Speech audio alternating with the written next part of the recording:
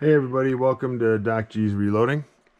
We're going to talk today about something that broke on my machine and a way that you can avoid this happening to you.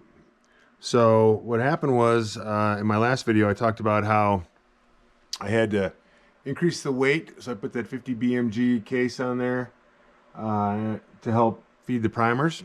Well, it wasn't the weight on top of the primer that it needed to be improved upon. It was the actual spring.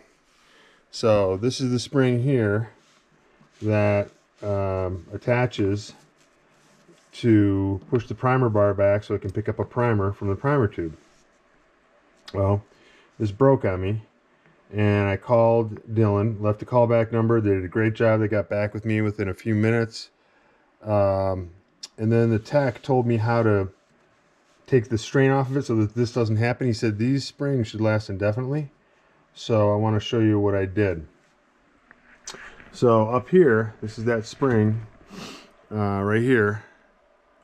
So you can see it kind of hanging out right there and comes down here. Well, what you need to do is make sure that, now you can kind of see here, I think on mine, I'm going to pull up real close here. You can kind of see there's a little line underneath here, a little line there. And that's where this mounting block was, and I moved it up. So you have to move this block upward in order to take the strain off of this spring. Okay, so what you want to do is, I'm going to just pull up on this here. We're going to see I got it back reloading again. So you pull back on it as it comes up, goes in all the way to the bottom. Now you can see here, right there, this primer spring is on the roller. It's all the way back. There's no play in it. It doesn't go back any further than that. And it's getting already has a primer. And what I did is move this up, because what was happening is this actual elbow here was right on this roller. So what you want to do is move this block up just a little bit so that this roller on the ram does not roll onto that elbow there, that bend. Keep it below that bend. And the only way to do that is by moving this up. Now mine only had to go up about 1/8 of an inch. So it's not a lot. But now watch as I come forward. We can see in here, let's see if I can get a better view of it here. You can kind of see here, I've got another primer in there, and it's on its way to being, going toward the ram head. So, no, that's my case feeder going off there. All right, so as you push forward, again, you're priming. So what was happening was, now make sure you grease this liberally too. Keep grease on this end here, he said. But the problem is that I loosened this up, moved it up just a little bit. I remarked it at the top there. I put a little scratch mark there and moved that up.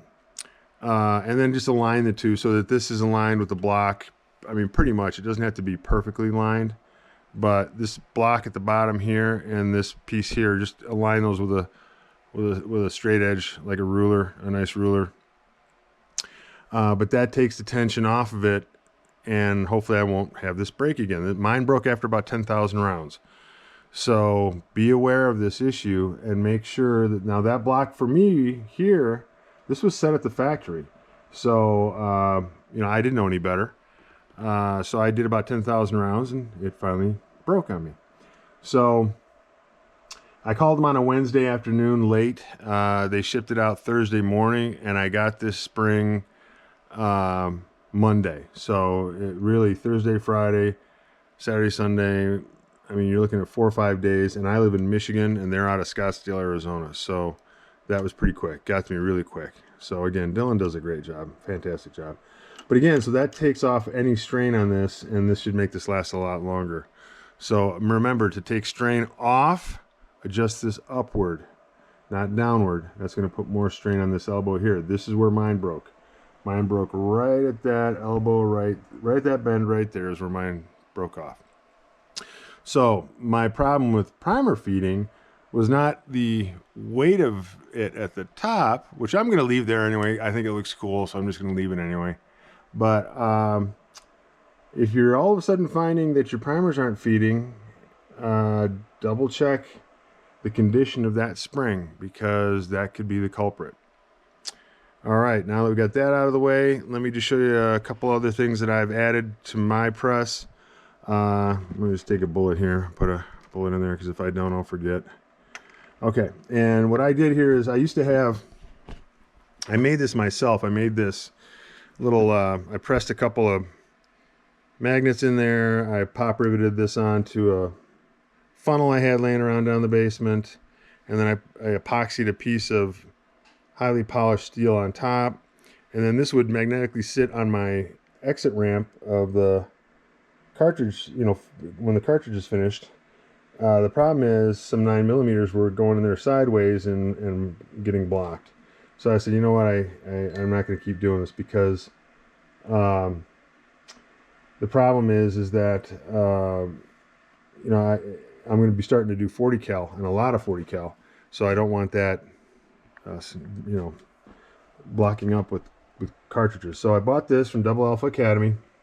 It's $100. I know it's a lot of money. This is an industrially made piece of equipment. I mean, there's about 4 feet extra of hose that came on it. I trimmed it off because this is where I'm going to use, this is where I'm going to have mine empty.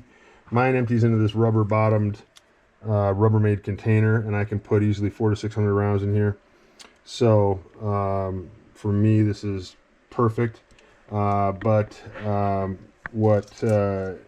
this mounts here is, and it extends far enough so that rifle rounds will fall in there too. And this is mounted on there strong. It's not going to come off. This is a super magnet right here. This square piece here is a magnet that comes with the kit, and this is one of the strongest magnets I've ever seen. And it holds it right on there, and that's it. You just snap the magnet on, it installs in literally 2 seconds, and you can cut this to the length you want it to. And none of this is, I mean, I can't tell you how, this is all, the ribbing here is steel. So this is steel with some kind of rubber coated material that's really, really durable. I can't imagine this thing ever wearing out in my lifetime from just bullets falling through it. And then I got a couple cartridges here. I'll just show you. So, you know, we just drop them down the ramp here, and you see it just goes through and really easily into the bin. So drop them in, and as they drop in, they just go down and into my little container here. So I did add that. That was $100, a little extra, and I kind of broke down and bought it. I just don't want I mean, you'd have a hard time getting rifle cartridges to turn sideways in here and have a problem with them. And no handgun cartridge is ever gonna get caught in this tube. So I got it because of the bigger tube. Again, $100. It's not cheap, but I needed it, so I got it. The other thing is too, down here, I used to have a quart size for my spent primers, and I went to Amazon. I don't like to purchase from Amazon, but I did go to Amazon and I bought 2 of these rectangular, low profile, 1 gallon size containers. And you can see I just dumped the primers that I had in there, so I've got about a quarter full. And then I just put, you know, drilled a hole in the top here, and then ran my tube in there for my press above. And then, you know, it's taken me a whole year, and I've got this a quarter full. So it's going to take me, you know, another 2 to 3 years before this gets all the way full. So I know some people put a, you know, big pickle bucket underneath there, but I don't have the room for that. And it's going to take me a long time to fill up the gallon, let alone a 5 gallon. So anyway, those are the 2 additions I made to the press. And I wanted to let you know about that problem I had with this, you know, spring breaking. So keep that in mind, and let me know if anyone has any questions. And again, thanks again for watching Doc G's Reloading.